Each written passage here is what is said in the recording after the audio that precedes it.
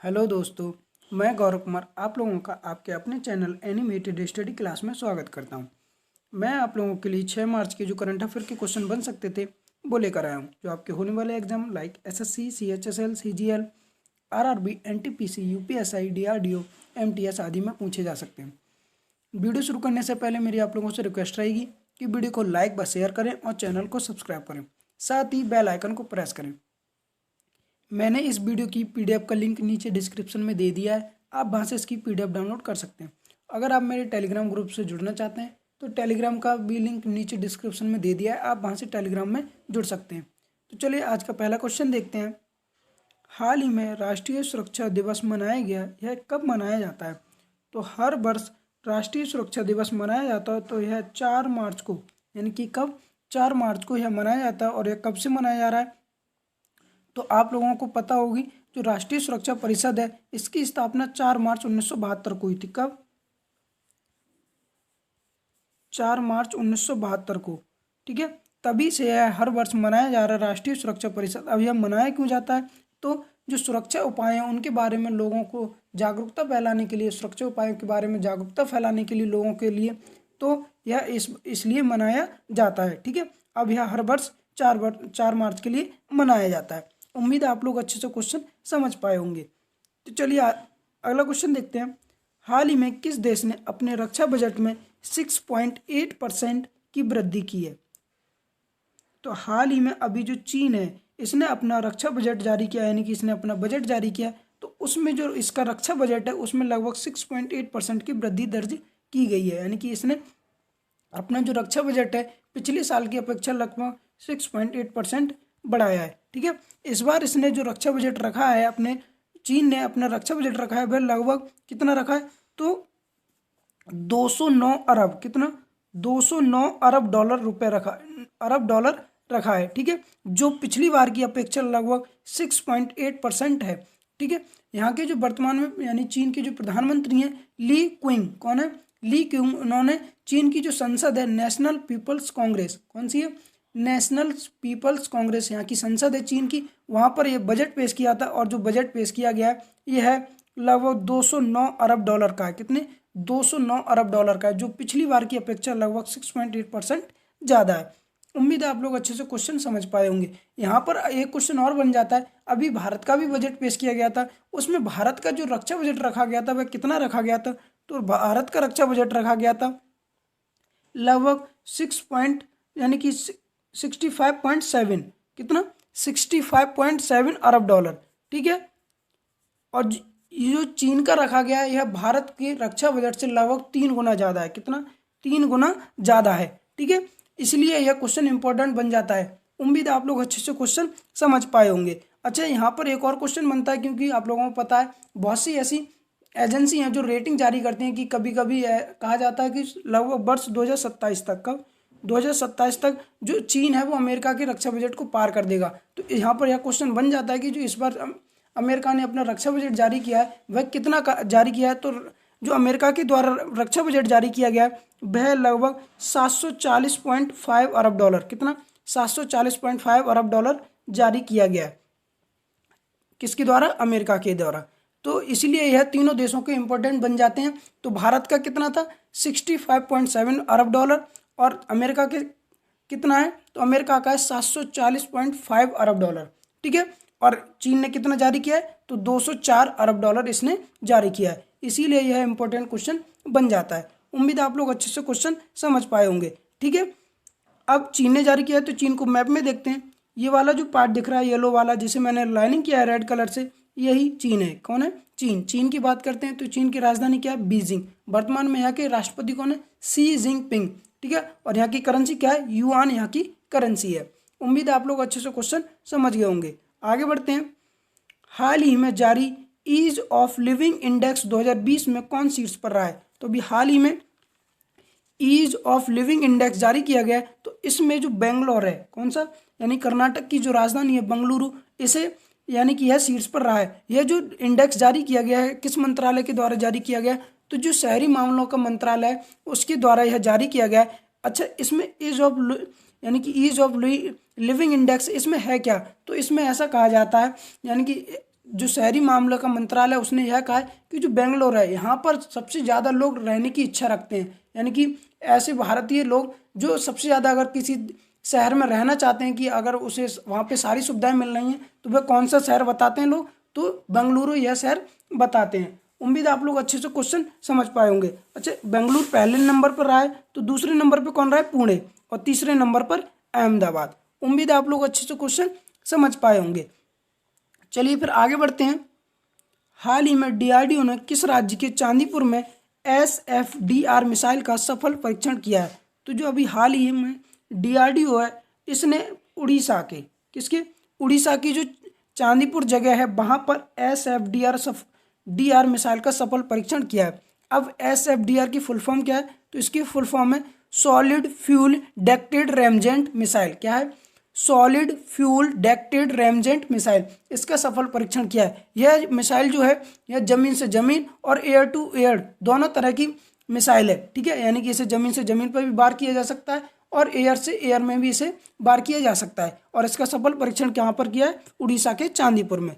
उम्मीद है आप लोग अच्छे से क्वेश्चन समझ पाए होंगे। अच्छा, इसका जो सफल परीक्षण किया इसे विकसित किसके द्वारा किया गया? तो डीआरडीओ और रूस की मदद से, यानी कि इसे डीआरडीओ और रूस दोनों ने मिलकर इसे विकसित किया है। अब उड़ीसा में किया गया, तो उड़ीसा को मैप में देखते हैं। ये वाला जो रेड पार्ट दिख रहा है यही उड़ीसा है। उड़ीसा की बात कर लेते हैं। यहाँ के सीएम कौन है? नवीन पटनायक। और गवर्नर कौन है? गणेशी लाल। और यहाँ की कैपिटल क्या है? भुवनेश्वर यहाँ की कैपिटल है, ठीक है। अब यहाँ के ये क्वेश्चन बन जाता है कि जो उड़ीसा है उसके नेशनल पार्क कौन कौन से? तो यहाँ का नेशनल पार्क है सिमलीपाल नेशनल पार्क और भीतरकनिका नेशनल पार्क यहाँ के नेशनल पार्क हैं। उम्मीद आप लोग अच्छे से क्वेश्चन समझ पाए होंगे, ठीक है।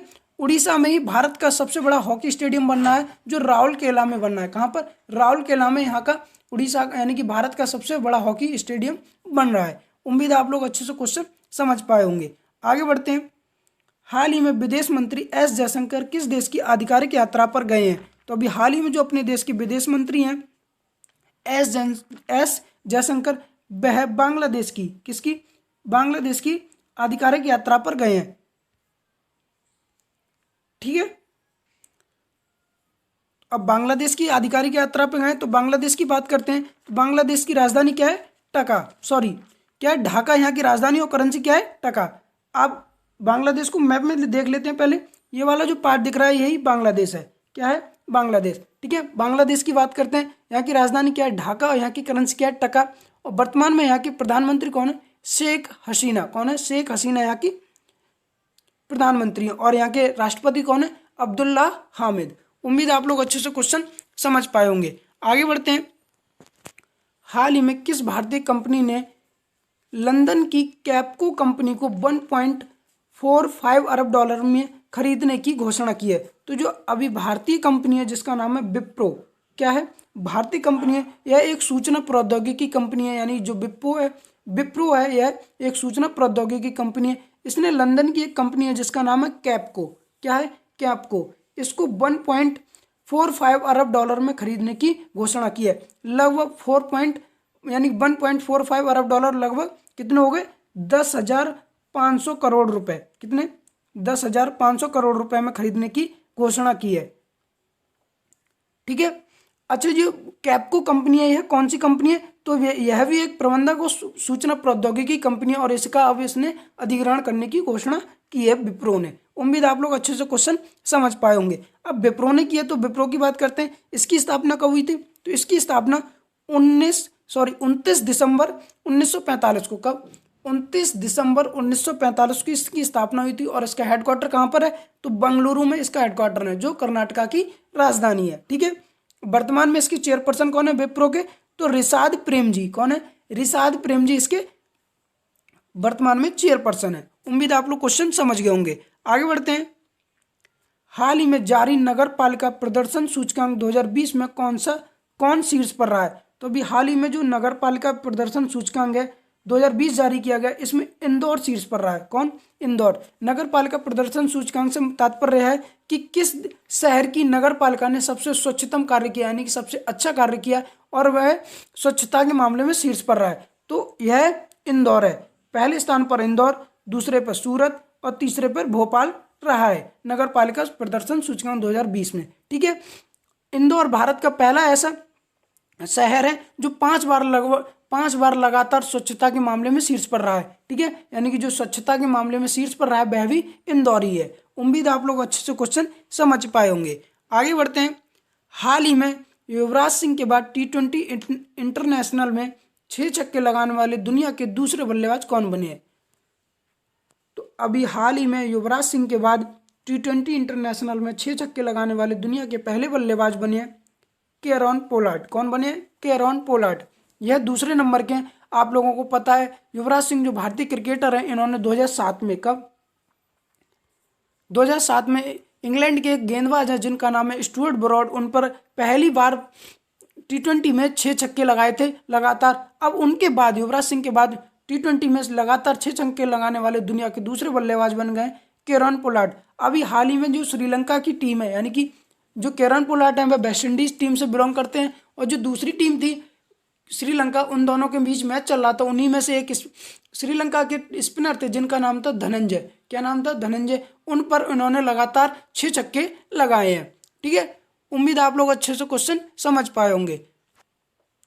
आप इमेज में देख सकते हैं जो दिख रहे हैं यही केरॉन पोलार्ड है। आगे बढ़ते हैं। हाल ही में MG जॉर्ज मुथूट का निधन हो गया। वह किस कंपनी के चेयरमैन थे? तो अभी हाल ही में जो MG जॉर्ज मुथूट हैं, इनका हाल ही में निधन हो गया। तो यह जो मुथूट फाइनेंस कंपनी है इसके चेयरपर्सन थे वर्तमान में, यानी यह इसी के चेयरमैन थे और इनका हाल ही में निधन हो गया है। ठीक है, उम्मीद आप लोग अच्छे से क्वेश्चन समझ पा रहे होंगे। आप इमेज में देख सकते हैं जो दिख रहे हैं यही MG जॉर्ज मुथूट है। ठीक है, अब ये मुथूट फाइनेंस के चेयरमैन थे। तो मुथूट की बात करते हैं, इसकी स्थापना कब हुई थी? तो 1939 में। कब? 1939 में इसकी स्थापना हुई थी मुथूट फाइनेंस की। और इसका हेडक्वार्टर कहाँ पर है वर्तमान में? तो कोच्चि, जो केरल में है। कहाँ पर? कोच्चि, केरल में इसका हेडक्वार्टर है। उम्मीद आप लोग अच्छे से क्वेश्चन समझ पाए होंगे। आगे बढ़ते हैं। हाल ही में भारतीय रेल मंत्री ने कब तक संपूर्ण रेल नेटवर्क के विद्युतीकरण की घोषणा की है? तो जो अभी वर्तमान में भारतीय रेल मंत्री हैं, इन्होंने 2023 तक ऐसा कहा है कि हम जो रेल नेटवर्क है, यानी जितनी भी संपूर्ण रेल हैं उनको विद्युतीकरण कर देंगे 2023 तक, यानी कि रेल को पूर्णतः विद्युतीकरण कर दिया जाएगा वर्ष 2023 तक। उम्मीद है आप लोग अच्छे से क्वेश्चन समझ पाएंगे। अब यहाँ पर क्वेश्चन बनता है कि भारतीय रेल मंत्री कौन है? तो पीयूष गोयल यहाँ के वर्तमान में यानी कि भारतीय रेल मंत्री हैं। उम्मीद आप लोग अच्छे से क्वेश्चन समझ पाए होंगे। आगे बढ़ते हैं। हाल ही में संयुक्त राष्ट्र महासभा के द्वारा किस वर्ष को मोटे अनाज का अंतर्राष्ट्रीय वर्ष घोषित किया है? तो अभी जो संयुक्त राष्ट्र महासभा है, यानी कि यूनाइटेड नेशन जनरल असेंबली ने जो मोटे अनाज का अंतर्राष्ट्रीय वर्ष घोषित किया है वह वर्ष 2023 के लिए। कब के लिए? दरअसल भारत सरकार के द्वारा, यानी कि जो भारत के प्रतिनिधि हैं UN में, यानी TS त्रिमूर्ति। कौन? TS त्रिमूर्ति। उन्होंने एक प्रस्ताव रखा था कि जो मोटे अनाज की जो फसलें हैं जैसे बाजरा, ज्वार, जौ, गेहूं आदि जो मोटे अनाज की फसलें हैं, इनको बहुत से ऐसे देश हैं जहां पर इन्हें विलुप्त हो रहे हैं, यानी कि इनकी खेती नहीं हो पा रही है। तो ऐसे यानी कि जो मोटे अनाज हैं इनके उत्पादन को बढ़ाने के लिए यह प्रस्ताव रखा गया था कि मोटे अनाज का अंतर्राष्ट्रीय दिवस मनाया जाए। तो उसी के लिए जो अंतर्राष्ट्रीय वर्ष घोषित किया है UN ने, तो वर्ष 2023 के लिए घोषित किया है। उम्मीद है आप लोग अच्छे से क्वेश्चन समझ पा रहे होंगे। तो मेरा आप लोगों से निवेदन रहेगा कि वीडियो को लाइक व शेयर करें और चैनल को सब्सक्राइब करें, साथ ही बेल आइकन को प्रेस करें। Thank you.